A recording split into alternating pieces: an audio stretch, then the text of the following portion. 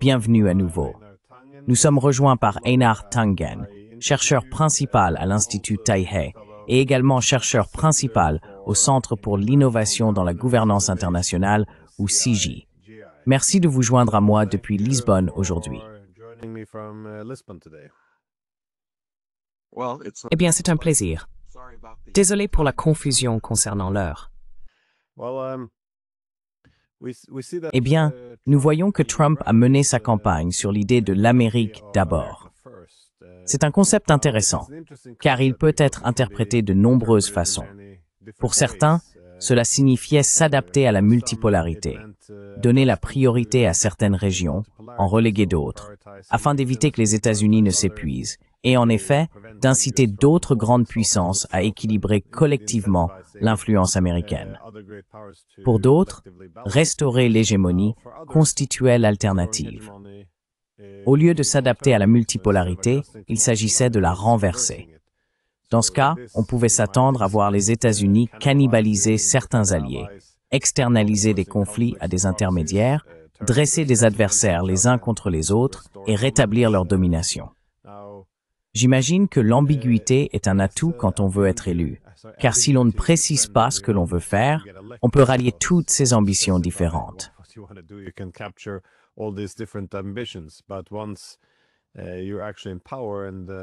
Mais une fois que vous êtes réellement au pouvoir et que cette rhétorique doit être traduite en politique concrète, les divisions commencent à apparaître. Nous voyons déjà pourquoi certains entrent désormais en conflit avec d'autres. Dès le premier jour, America First pouvait signifier mettre fin aux guerres sans fin. Et le lendemain, cela pouvait vouloir dire qu'il faut détruire tous les adversaires de l'Amérique dans d'autres guerres. Nous voyons donc aujourd'hui des fractures parmi les partisans de l'America First qui tentent de définir ce concept. Comment évaluez-vous l'objectif de Trump? Car je pourrais le situer un peu dans chaque catégorie. Il semble, à un certain niveau, vouloir accorder la priorité à certaines régions. Est-il prêt, par exemple, à reléguer l'Europe au second plan? Mais en même temps, l'ambition hégémonique paraît assez forte. Quelle est, selon vous, sa stratégie géopolitique plus large pour les États-Unis?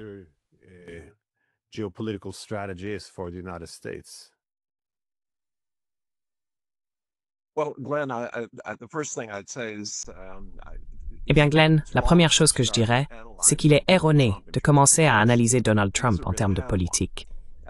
Il n'en a pas vraiment. S'il en avait une, il aurait fait adopter une réforme du système de santé il y a de nombreuses années, après s'en être plaint pendant 18 ans. Quand Donald Trump a dit « rendre sa grandeur à l'Amérique », cela avait une tonalité révisionniste, un retour vers le futur, quelque part dans les années 1950, ou peut-être au début des années 1960. Ce qu'il faisait, en tant qu'opportuniste politique, c'était simplement s'adresser à un large groupe d'Américains. Souvenez-vous, il a très bien réussi auprès des classes moyennes inférieures. Ils ne sont pas aussi instruits, mais ils ont le sentiment très fort d'avoir été victimes. Et il joue sur ce sentiment de victimisation. C'est toute sa stratégie. Tout est la faute de quelqu'un d'autre. La Chine nous exploite, et ainsi de suite.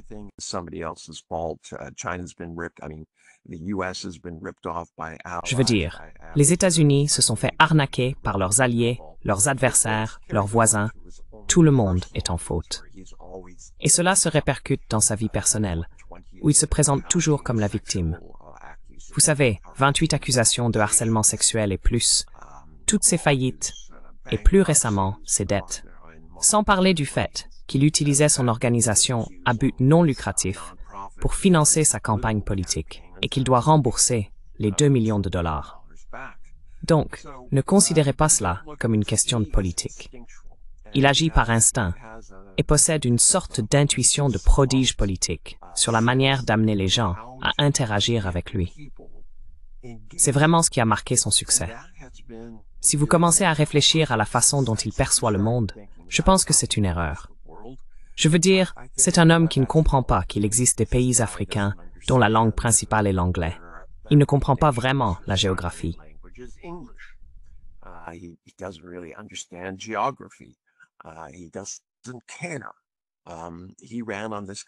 Il s'en moque.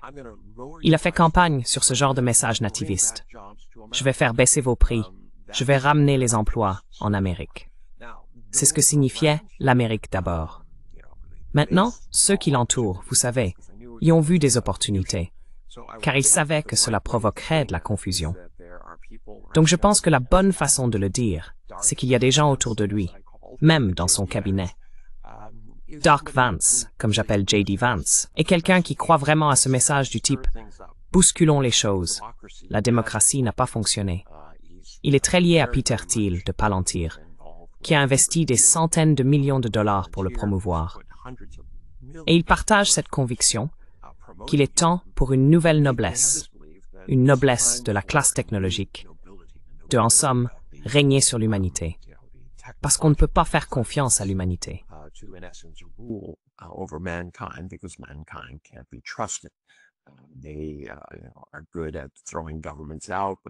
Ils sont doués pour renverser les gouvernements, mais ils ne savent pas ce qu'ils veulent.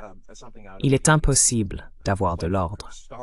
C'est donc un peu comme dans Star Wars, le bien contre le mal, et l'Empire qui tente de s'imposer. En ce moment, la division au sein du parti oppose ceux qui pensent vraiment que Donald Trump agit dans leur intérêt, et qui lui restent très loyaux, malgré les preuves de plus en plus nombreuses qu'il ne semble pas s'en soucier.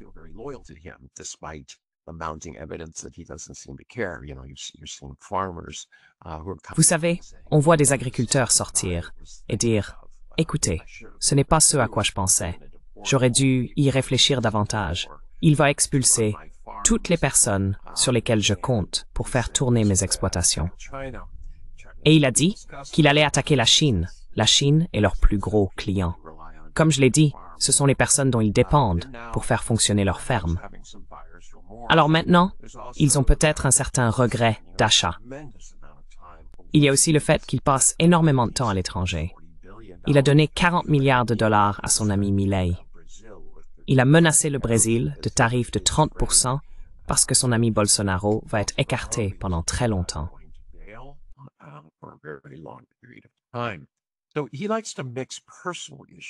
Donc, il aime mélanger les questions personnelles avec la politique. Mais il n'y a ni logique, ni cohérence là-dedans. C'est juste, j'aime bien ce type, je vais lui donner un coup de main. J'aime bien Bibi, je vais l'aider, lui donner des bombes et des trucs comme ça. Mais seulement jusqu'à un certain point. On ne peut pas tuer tout le monde. Tant que mes empreintes sont dessus, ou que j'ai encore une chance d'obtenir un prix Nobel de la paix. Donc oui, ça m'agace toujours quand des gens, comme toi, de manière très rationnelle, essaient de dire « Regardons derrière l'homme pour voir ce qu'il y a. » Il n'y a rien. Ce que tu vois, c'est ce que tu obtiens. Je veux dire, célèbrement, quand il a été interviewé, il y a 5 heures d'enregistrement, on lui a demandé « Est-ce que tu réfléchis parfois ?» Il a répondu « Non, parce que je n'aime pas ce que je vois. » Et c'est simplement comme ça.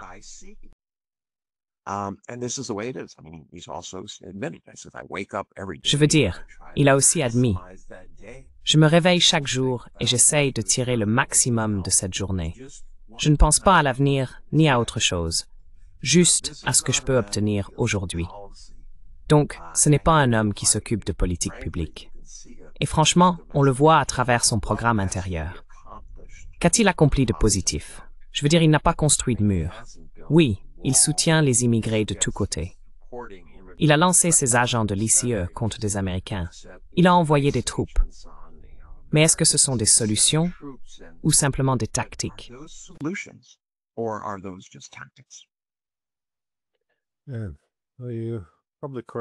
Tu as probablement raison ici. Je souligne souvent que cette réaction globale face au déclin de l'Amérique, ou à son déclin relatif, disons, ne repose pas sur une vision stratégique de ses forces, faiblesses et rivaux fondamentaux. Au contraire, elle semble s'appuyer sur l'hypothèse que le problème vient des faiblesses des dirigeants américains. Ainsi, s'il suffit d'avoir un dirigeant fort, quelqu'un qui maîtrise l'art de la négociation, un homme d'affaires ou un vendeur, capable d'utiliser ses compétences pour tisser des liens personnels et qui sait aussi manier à la fois la carotte et le bâton grâce à une pression maximale. Alors, en quelque sorte, on peut conclure l'affaire.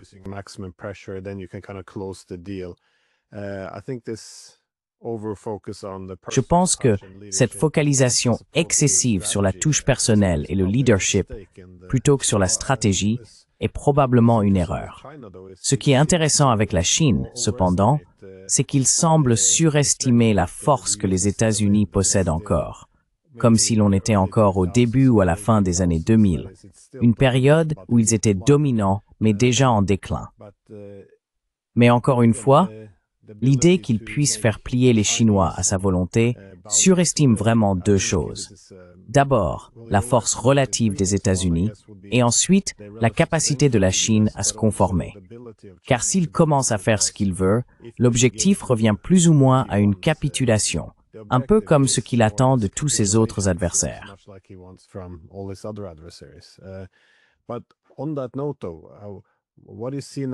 Mais sur ce point, que voyez-vous se passer maintenant avec la guerre économique en cours entre les États-Unis et la Chine?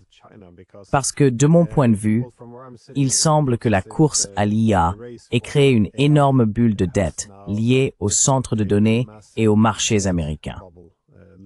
En même temps, nous voyons les Chinois réduire leur dépendance aux puces.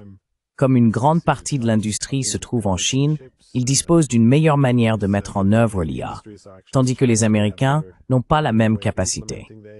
Comment interprétez-vous cette situation? Ou s'agit-il simplement d'une bulle? Car jusqu'à présent, on pourrait y voir de la spéculation.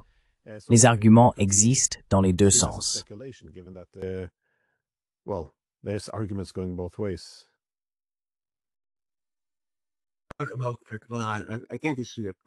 Je ne peux pas être sérieux.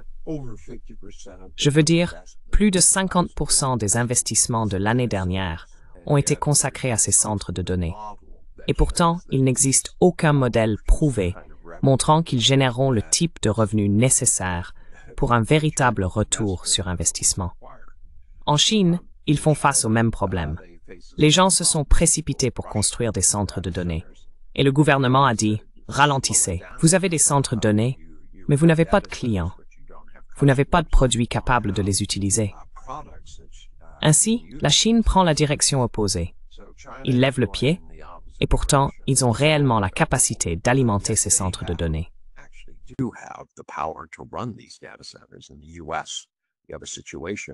Aux États-Unis, on a une situation où ils les construisent, mais ils ne savent pas comment les alimenter.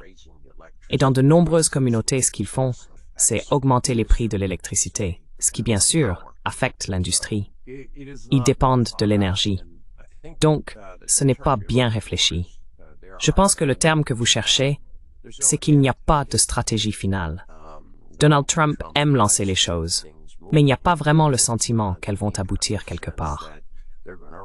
Et c'est très vrai pour ce qui s'est passé avec la Chine. L'idée que les terres rares n'étaient pas connues ou considérées comme stratégiques est absurde. En réalité, il y a 30 ans, on en parlait déjà. Et c'était du genre, eh bien, la Chine est une nation subordonnée.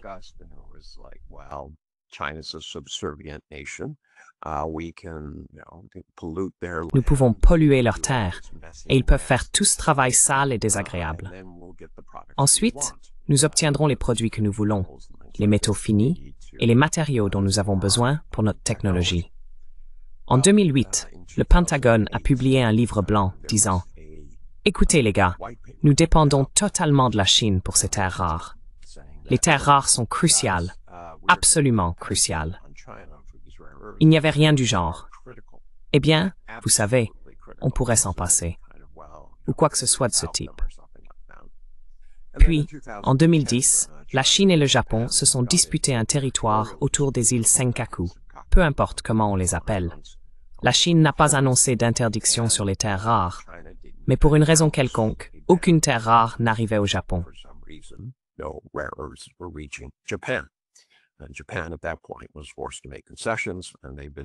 Et le Japon, à ce moment-là, a été contraint de faire des concessions, et depuis, ils vivent dans une sorte de trêve froide.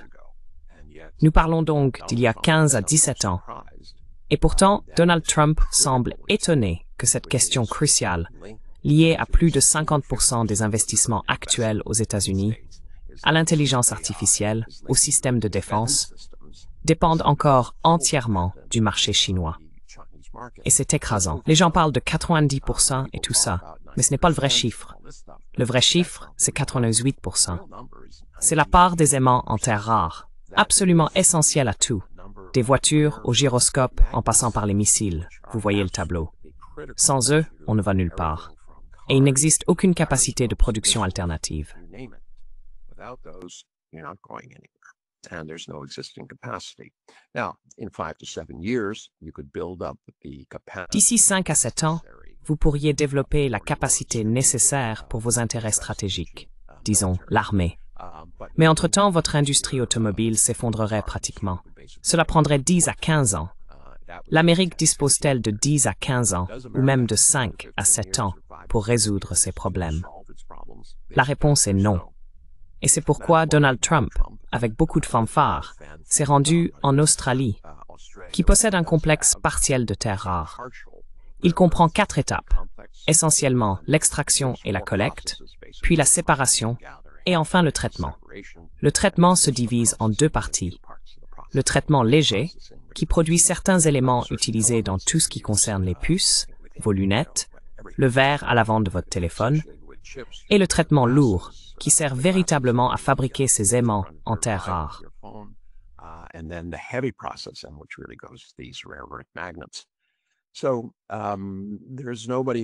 Ainsi, personne ne dispose d'une chaîne complète, à part la Chine. Et vous savez, elle possède environ 70% des ressources exploitables. Elle extrait actuellement des terres rares, mais celles-ci existent dans de nombreux endroits. Ce n'est pas là le problème. Le problème, c'est le manque de capacité de traitement, tant en termes de sophistication que de volume. La Chine a 10 à 15 ans d'avance sur quiconque dans ce type de traitement. Et elle a en plus la capacité de produire à grande échelle. Donc en ce moment, Donald Trump se retrouve à regretter ses actions, car il ne les a pas réfléchies jusqu'au bout. Ils n'ont pas pris la peine de demander à quiconque quelles seraient les conséquences de dire « pas de puce ». Et vous vous souvenez, c'est assez ironique. Il a dit, « Eh bien, je ne vais pas autoriser l'envoi d'avioniques Boeing en Chine. »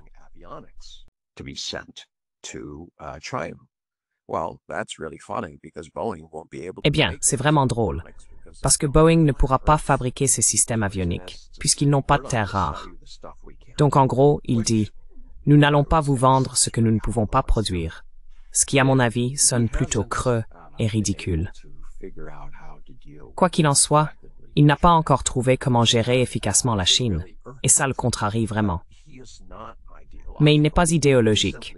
Il passe simplement à autre chose, crée, disons, lâche chaque jour quelques chats morts et une poignée de lapins blancs, et la presse court dans tous les sens à leur poursuite. Et elle ne regarde pas le vrai problème ici, à savoir que ces tactiques de fou créent une situation où il n'y a absolument aucune prévisibilité. À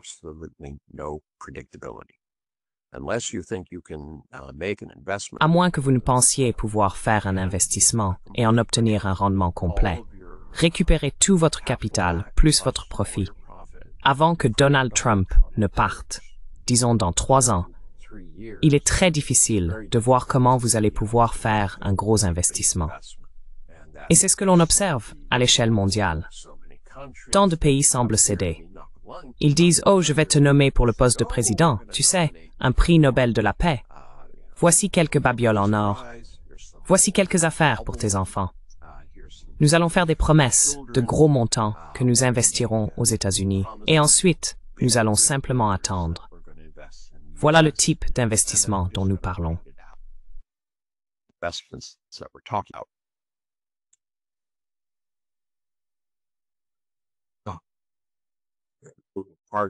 Les parcs ne créent rien. On peut toujours chercher tard. C'est exactement ce que la plupart des gens font.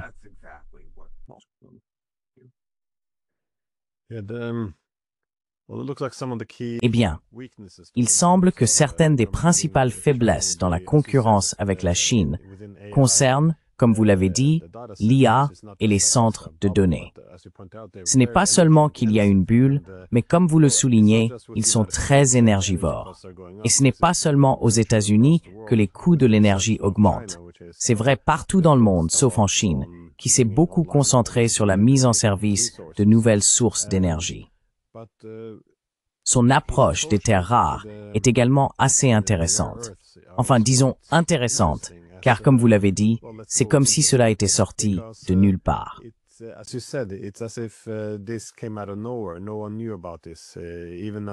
Personne n'était au courant de cela. Même il y a 2 ou 3 jours, il a prononcé un discours, enfin, plusieurs discours, mais il faisait des commentaires devant des journalistes, où il affirmait que les gens ne savent pas ce que sont les aimants et toutes ces choses que les gens étudient pour comprendre comment sécuriser les chaînes d'approvisionnement. Et soudain, on part du principe que personne n'était au courant. C'est pour cela que nous nous retrouvons dans cette situation. Je veux dire, je me serais senti plus à l'aise avec la direction politique à Washington s'ils avaient au moins identifié ce qui avait mal tourné.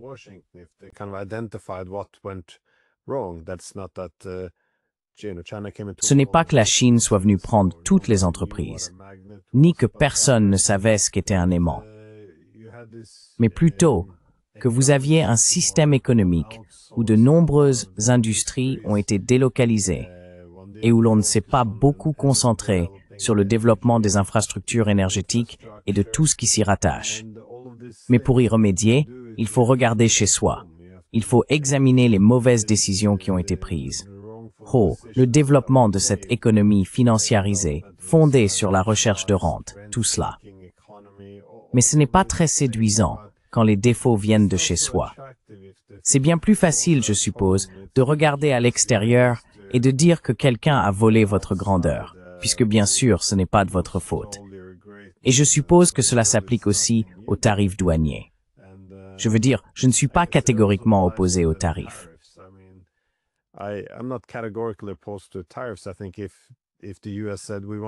Je pense que si les États-Unis disaient « Nous voulons, par exemple, développer la construction navale, une industrie spécifique. Nous avons compris que nous ne pouvons pas construire des navires aussi compétitifs que les Chinois. Donc nous allons imposer certains droits de douane pour donner à nos fabricants le temps de développer la maturité, la qualité et les faibles coûts nécessaires pour rivaliser avec eux. Nous maintiendrons un taux fixe de 10% pendant les 20 prochaines années. Cela apporterait de la prévisibilité et donnerait aux investisseurs la confiance nécessaire pour investir. Mais cette nouvelle approche, cette idée que nous utiliserons les droits de douane comme une arme pour vous frapper si vous ne faites pas ce que nous disons, si vous ne libérez pas, vous savez, Bolsonaro de prison, c'est juste, il n'y a aucune structure. Ce sont, comme vous l'avez dit, des réactions impulsives au jour le jour.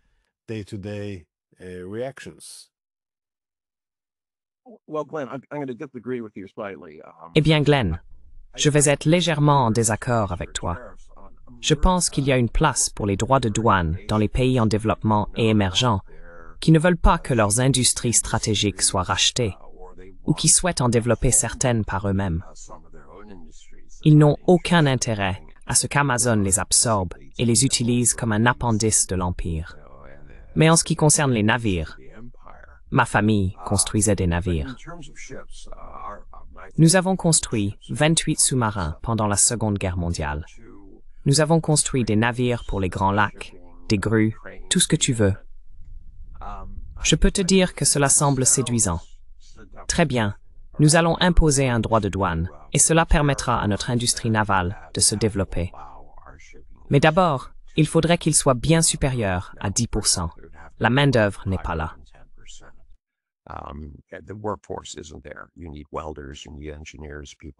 Vous avez besoin de soudeurs, vous avez besoin d'ingénieurs, des personnes qui tout simplement n'existent plus. Si vous parcourez l'Amérique, vous verrez que, malgré tous ces problèmes liés à la baisse de l'emploi, si vous regardez réellement l'industrie, elle souffre d'un manque de travailleurs. C'est parce que les gens ne savent plus faire les choses nécessaires. Lire des plans, souder, réparer des machines, travailler sur l'électronique, faire du câblage, ce genre de choses. Malheureusement, ce qui se passe, c'est que lorsque vous imposez ce tarif, votre capacité à vendre ces navires à l'international devient pratiquement nulle. Peut-être que certaines entreprises américaines diront « D'accord, nous pouvons le faire ». Mais la durée de vie d'un navire, en termes réels, est d'environ 15 à 20 ans.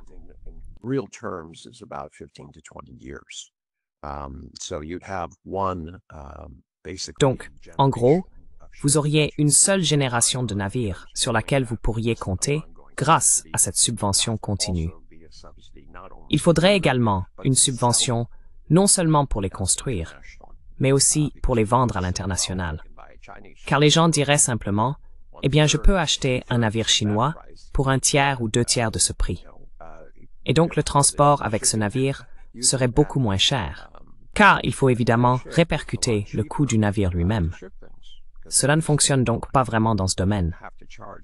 Mais, comme je l'ai dit, si vous êtes une nation émergente cherchant à protéger votre agriculture ou à développer des industries locales, des logiciels et ce genre de choses, c'est différent.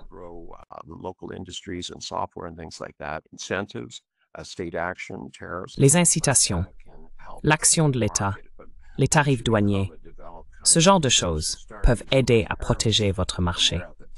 Mais une fois que vous êtes devenu un pays développé, une fois que vous commencez à utiliser des tarifs alors que vous êtes déjà au sommet, tout ce que vous faites réellement, c'est recourir à des mesures protectionnistes pour tenter de faire avancer vos propres acteurs.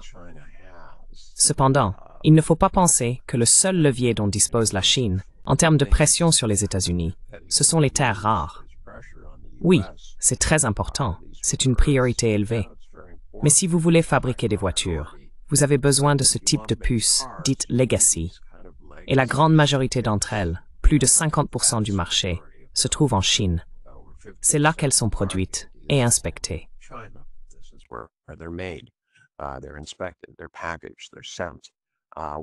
Elles sont emballées, elles sont expédiées. Sans elles, vous ne produisez aucune voiture. Pourriez-vous lancer des usines pour les fabriquer?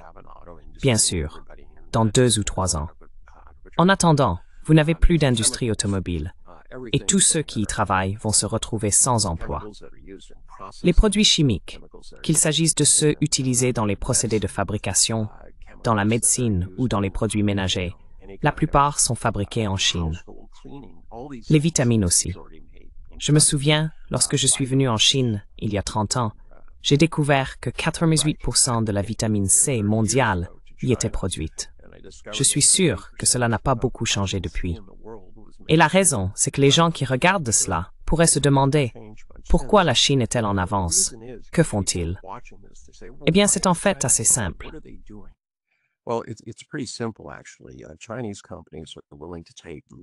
Les entreprises chinoises sont prêtes à accepter des rendements plus faibles.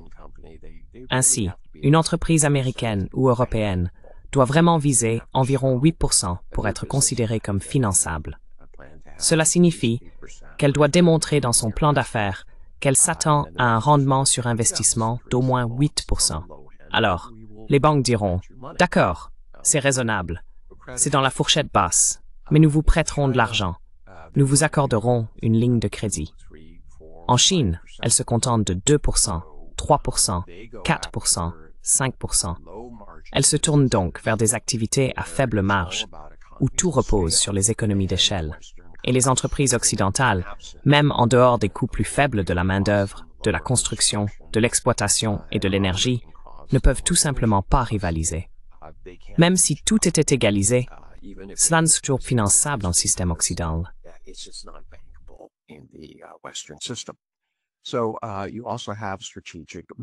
Donc il y a aussi les métaux stratégiques. Il y a certains métaux dont la Chine, encore une fois, contrôle environ 99% du marché. Et sans eux, eh bien, d'accord, on ne peut pas produire de missiles, de puces, ni toutes sortes de choses. Ensuite, on en vient aux produits essentiels. Vous n'allez pas vous séparer de la Chine. Tous les vêtements que vous pensez fabriquer ailleurs, que ce soit au Bangladesh, en Inde ou ailleurs, eh bien, devinez quoi? Le tissu est fabriqué en Chine, le fil est fabriqué en Chine, les fermetures éclairs sont fabriquées en Chine, les boutons sont fabriqués en Chine, et ainsi de suite. Très bien. Les machines à coudre qu'ils utilisent au Bangladesh et dans tous ces endroits ont-elles été fabriquées en Chine?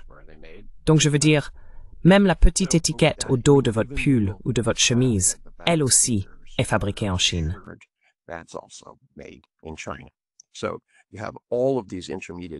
Donc, vous avez tous ces biens intermédiaires qui, vous savez, peuvent être transportés n'importe où et auxquels on peut ajouter du travail à valeur ajoutée. Mais en réalité, vous continuez à soutenir l'économie chinoise. Et si quelqu'un en doute d'un point de vue économique, je lui suggère d'examiner la baisse du commerce avec la Chine, mais aussi l'augmentation du commerce avec l'ASEAN et d'autres entités qui ont vu leurs exportations vers les États-Unis croître, y compris des pays comme le Mexique. Il existe une corrélation directe entre le Vietnam et le Mexique en ce qui concerne la quantité de nouveaux produits qu'ils importent de Chine et l'augmentation de leurs exportations vers les États-Unis. C'est donc un peu un mélange confus. C'est l'ancien nœud gordien, celui qui a tant de bouts que si l'on tire sur l'un d'eux, tout le peloton se resserre.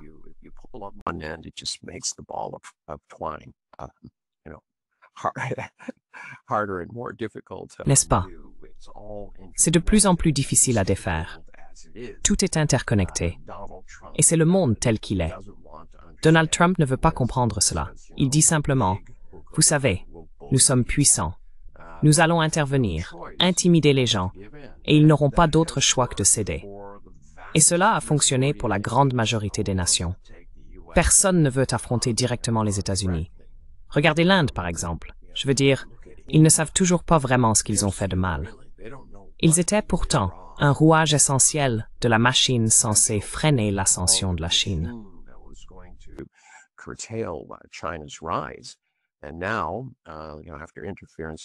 Et maintenant, vous savez, après l'ingérence dans leurs élections générales, après s'être rapprochés du Pakistan avec des accords insensés et avoir vu la direction aller et venir, certains affirment que la Chine est en réalité au cœur de l'image d'homme fort de Modi, prétendant que c'est lui qui a réglé le conflit entre le Pakistan et l'Inde.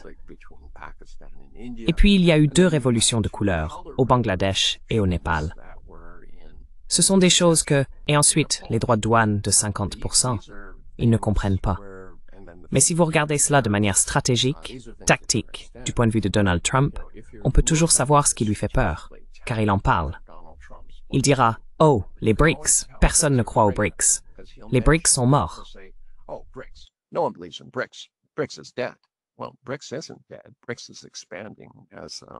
Eh bien, les BRICS ne sont pas morts. Les BRICS sont en expansion, avec une file de pays qui veulent les rejoindre, car la seule chose qu'ils peuvent faire, c'est s'unir, régionalement ou en entités plus larges, pour contrebalancer l'influence des États-Unis et construire des marchés non liés aux États-Unis. Donc c'est très visible. L'Afrique du Sud a écopé de gros droits de douane, 30%, et a été pointée du doigt comme un pays raciste, plutôt ironique, puisqu'elle a été victime de l'apartheid, non pas son auteur. Le Brésil, 50% de droits de douane, parce qu'il est très proche de son homologue là-bas, Bolsonaro. L'Inde, 50% de droits de douane.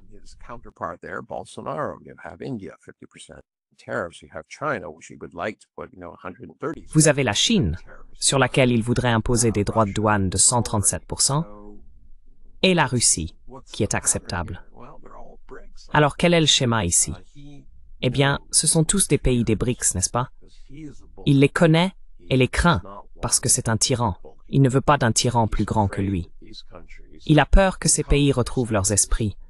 Peut-être qu'ils s'allient avec lui eux-mêmes et qu'ils viennent à Washington pour dire « ça suffit ». Vous pouvez imposer des droits de douane à votre propre population. C'est votre affaire, mais vous ne pouvez pas tous nous enfermer dans cette spirale mortelle où nous nous faisons concurrence uniquement pour soutenir les États-Unis. Et c'est là l'attitude coloniale typique. Comment faire pour que les indigènes se battent entre eux afin de pouvoir ensuite prendre ce que je veux? Jusqu'à présent, cela ne s'est pas produit.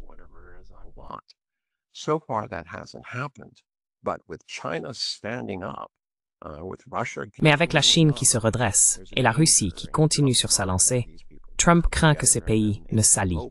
Et alors ce serait la fin du jeu. Il fera ce pour quoi il est connu, se retirer. Il se dégonfle toujours.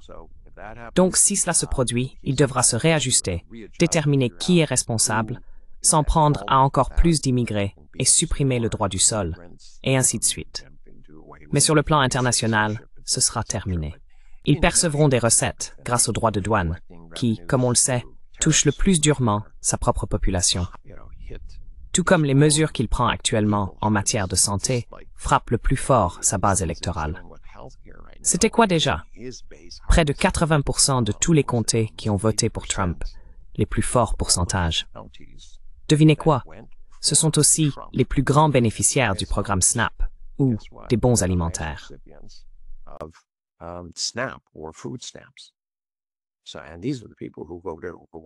Et ce sont ces personnes qui ont massivement voté pour lui. Maintenant, en termes de chiffres, bien sûr, il y en a plus dans les villes, car elles comptent davantage d'habitants. Mais quand on commence à parler de sa base, il est en train de la saper avec ces questions de santé, qui vont les frapper très durement. Beaucoup d'entre eux vont voir leur coût augmenter de 50%, et ils vivent déjà d'un salaire à l'autre. Je ne sais pas si vous avez vu les statistiques publiées, mais 68% contre 63% auparavant, des Américains vivent désormais d'un salaire à l'autre. 50% de l'ensemble de l'économie de détail est soutenu par seulement 10% de la population des États-Unis. On a donc cette immense inégalité. Et Donald Trump n'a rien fait pour y remédier. En fait, il l'a même aggravée. On peut donc s'attendre à ce qu'il se retourne contre lui.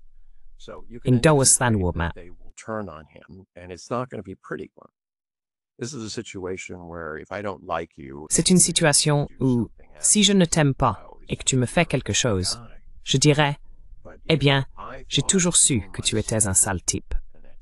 Mais si je pensais que tu étais mon sauveur et qu'il s'avère que tu ne l'es pas, je me sentirais trahi.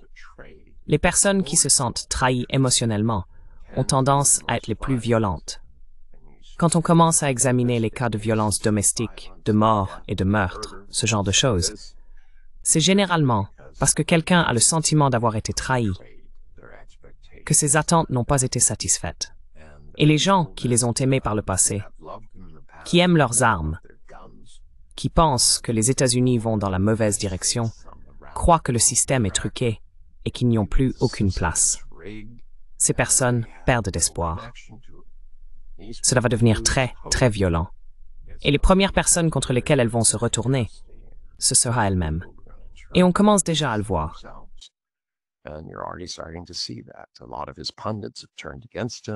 Beaucoup de ses commentateurs se sont retournés contre lui à cause des dossiers Epstein et de ses aventures à l'étranger.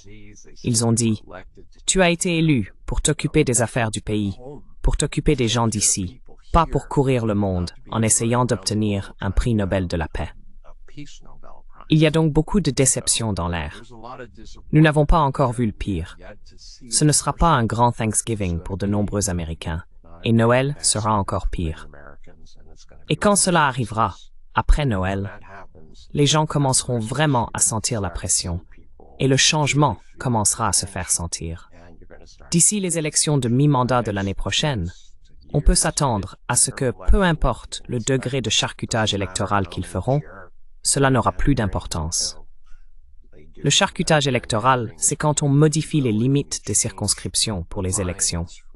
Pas pour les sénateurs, puisqu'il n'y en a que 2 par État. Mais pour la Chambre des représentants, tout cela peut être changé.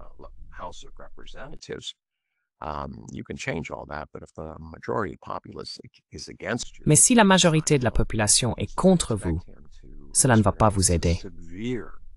Je m'attends à ce qu'ils subissent une forte récession, perte de la majorité au Sénat, perte de la majorité à la Chambre des représentants. La question que beaucoup de gens se posent, alors qu'il envoie des troupes dans les villes, surtout celles dirigées par les démocrates, et qu'il affirme que le système de vote est truqué, est de savoir s'il s'agit d'une préparation à une prise de contrôle du processus électoral, simplement l'annuler, le supprimer, ou ensuite prétendre qu'il y a eu tellement de fraude, comme il l'a déjà fait, qu'il n'acceptera pas les résultats de l'élection. Et donc, il l'annulerait et maintiendrait le Congrès actuel en place. La question est, comment les républicains réagiraient-ils à cela? Je pense que ce serait peut-être aller trop loin pour beaucoup d'entre eux qui croient encore que l'Amérique est une démocratie.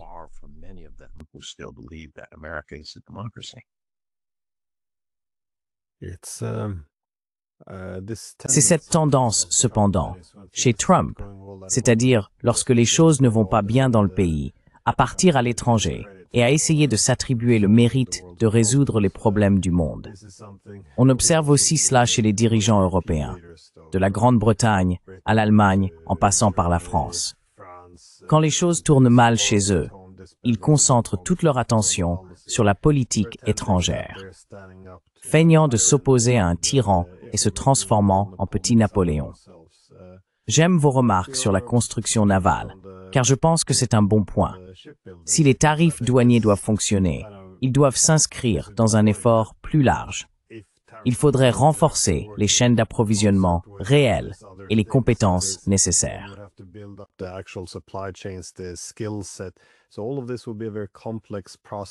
Tout cela serait donc un processus très complexe qui prendrait des années et des années. Mais il n'existe pas vraiment de solution rapide. La solution micro-ondes que Trump recherche souvent, pensant que s'il agite simplement la main, les gens le respecteront, craindront sa force et que la paix s'installera d'elle-même. Prenons la Chine, par exemple. Pour les terres rares et tout le reste, elle a mis, plus de 25 ans à développer les procédés de traitement et de raffinage. Et la solution proposée par l'administration Trump a été de demander une pause d'1 an, avec l'idée que, en 1 an, nous développerons nos capacités, puis nous reviendrons plus ou moins dans la bataille, sans dépendre de la Chine. C'est vraiment cette idée de vouloir des solutions simples.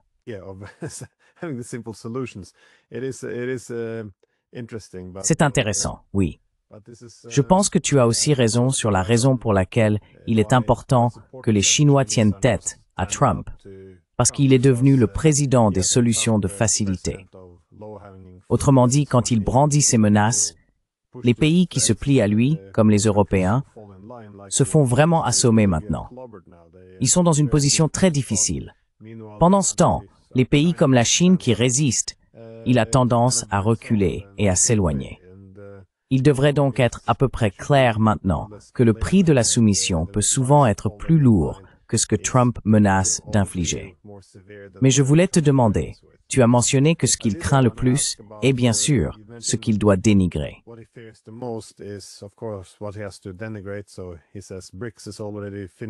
Alors, il dit que les BRICS sont déjà finis, que des pays s'en vont. Tu sais, c'est même pas un récit. Ce sont juste des faits factuellement faux. Personne ne part. La file d'attente pour rejoindre ne fait que s'allonger. Mais certaines de ces sanctions, en revanche, sont bien réelles. Elles représentent une véritable menace économique, surtout les sanctions pétrolières contre les Russes, qui sont en réalité des sanctions secondaires. Il y a donc des sanctions contre la Chine, l'Inde et d'autres. Penses-tu que la Russie, la Chine et l'Inde, ces 3 géants eurasiens, peuvent rester unis? Ou vois-tu les Chinois et les Indiens commencer à s'éloigner un peu de l'énergie russe pour, je suppose, éviter certaines des punitions les plus sévères des États-Unis?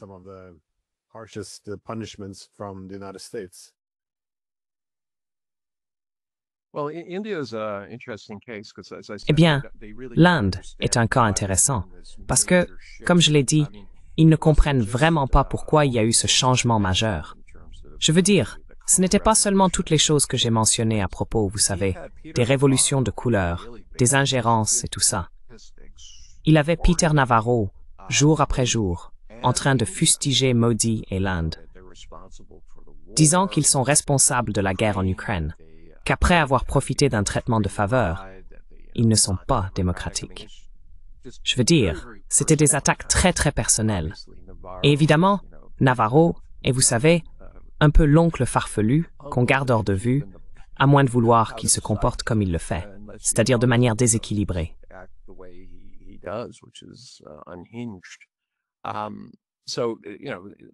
Donc, vous savez, ils espéraient que lorsque Modi est venu à Tianjin pour les réunions en marge avec Poutine et aussi avec Xi, Poutine et Xi espéraient qu'il venait, en substance, dire « D'accord, il est temps de rassembler les BRICS, nous devons agir et nous le devrions. » L'Inde a toujours été ce que j'appelle l'entité d'équilibre au sein des BRICS, de l'OCS et d'autres organisations, où elle a tendance à adopter une position très conservatrice et pro-américaine. Mais compte tenu du genre d'abus qu'ils subissaient, ils espéraient qu'il allait se lever et dire « Écoutez, nous devons nous unir et remettre ce tyran à sa place. » Je vois que, comme vous l'avez dit, si on lui tient tête, étant un tyran classique, il recule en gémissant et dit « Oh, je n'étais pas intéressé par vous de toute façon. » Et c'était une occasion en or. Mais vous savez, avec Jai Shankar qui dirige leur Jay Shelter, who runs their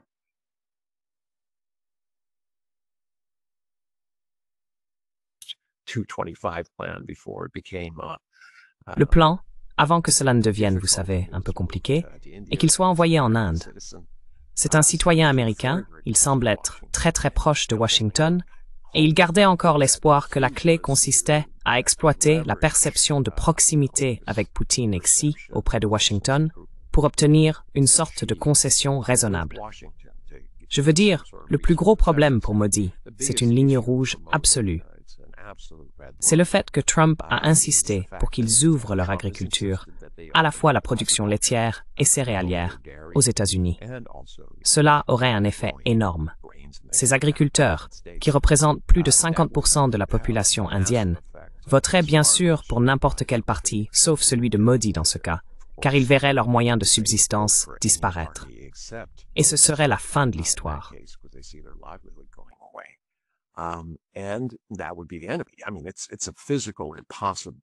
Je veux dire, c'est une impossibilité physique, enfin, je ne devrais pas dire physique, mais politique, pour Modi de faire cela. Et pourtant, vous savez, les États-Unis poussent dans ce sens. Donc en ce moment, l'Inde reste indécise, essayant de comprendre quelle sera la prochaine étape. Vous remarquerez que Modi est resté assez silencieux, sauf bien sûr à propos de cette nouvelle attaque terroriste au Fort Rouge, que les Pakistanais affirment être une opération sous faux drapeau menée par l'Inde elle-même, destinée à détourner l'attention du fait que leur politique étrangère et intérieure ne fonctionne pas bien. Et ces tarifs, évidemment, ne vont pas aider. Donc, vous savez, la Russie et la Chine aimeraient beaucoup que l'Inde rejoigne le groupe.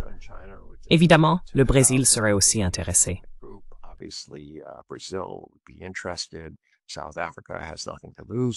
L'Afrique du Sud n'a rien à perdre, même si elle a tendance à être un peu plus réservée.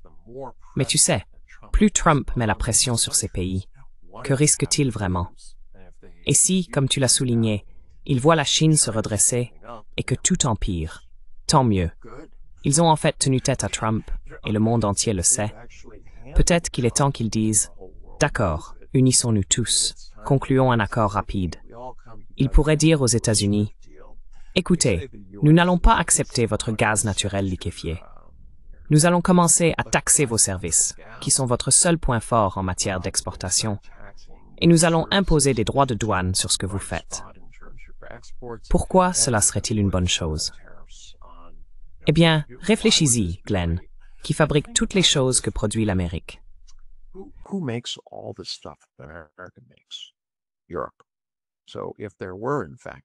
L'Europe.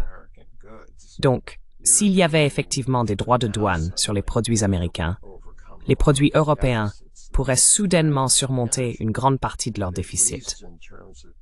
Pas entièrement en matière d'énergie, mais au moins suffisamment pour leur donner un peu d'air afin de se redresser.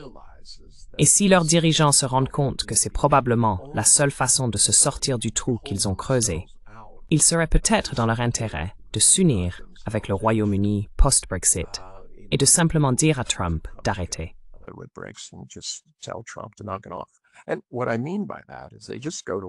Ce que je veux dire par là, c'est qu'ils vont simplement à Washington et disent « Écoutez, vous pouvez imposer les tarifs que vous voulez à votre propre population. C'est une politique fiscale régressive, mais c'est votre affaire. Vous n'allez pas nous appliquer des taux différenciés. Si vous voulez 20% pour tout le monde, très bien. C'est dénué de sens dans la mesure où il y aura moins de demandes américaines à cause du coût, mais à l'échelle mondiale, ce sera la même chose. Je ne veux pas envoyer quelque chose aux États-Unis avec un tarif de 20%. C'est juste une hausse des prix. C'est inflationniste pour les États-Unis. Ils ne violent pas la souveraineté américaine. Ils se contentent de tracer une limite à ce que les États-Unis peuvent faire sur le plan international pour exercer une pression sur d'autres pays. Et c'est leur droit, celui de s'unir et d'agir ainsi. And that is their right to come together and do this. In theory, it should have been done in En théorie, cela aurait dû être fait à l'ONU ou à l'OMC. Les États-Unis ont paralysé l'OMC en empêchant la nomination de juges à la Cour d'appel. Par conséquent, il n'y a aucune finalité dans les décisions rendues si un pays, ou des pays parties à l'affaire, souhaite faire appel. Il n'y a pas de finalité. Et évidemment, le fait de disposer d'un droit de veto au Conseil de sécurité permet aux États-Unis de défier le monde en toute impunité, comme ils l'ont fait avec Gaza et continuent de le faire. Nous sommes donc dans une situation où les institutions internationales, créées après la Seconde Guerre mondiale, en grande partie à l'initiative des États-Unis, sont attaquées. Elles ne sont pas capables d'agir dans cette situation. Ainsi, inévitablement, la seule solution est que les pays se lèvent ensemble et disent simplement « Écoutez, ça suffit, assez de ces absurdités. »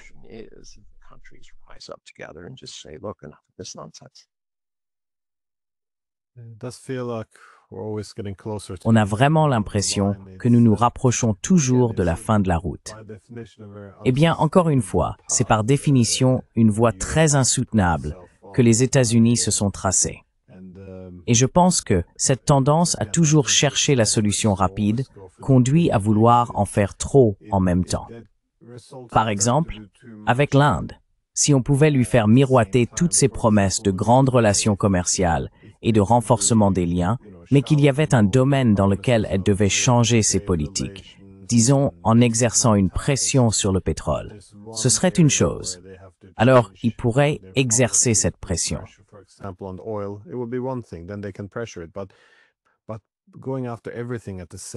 Mais s'attaquer à tout en même temps, l'agriculture, leur énergie, je veux dire, cela devient impossible de se conformer et de collaborer avec les États-Unis. Et cela envoie aussi un signal clair. Si vous cédez un peu plus, ils prendront tout. Donc, c'est souvent une bonne stratégie d'image, de viser ces petites victoires ici et là. Mais quand tout se combine, c'est assez dangereux. Cela pourrait couler toute l'économie ici. Mais merci d'avoir pris le temps. Je sais que vous êtes à Lisbonne maintenant, avec un emploi du temps chargé devant vous. Alors merci encore d'avoir pris ce moment.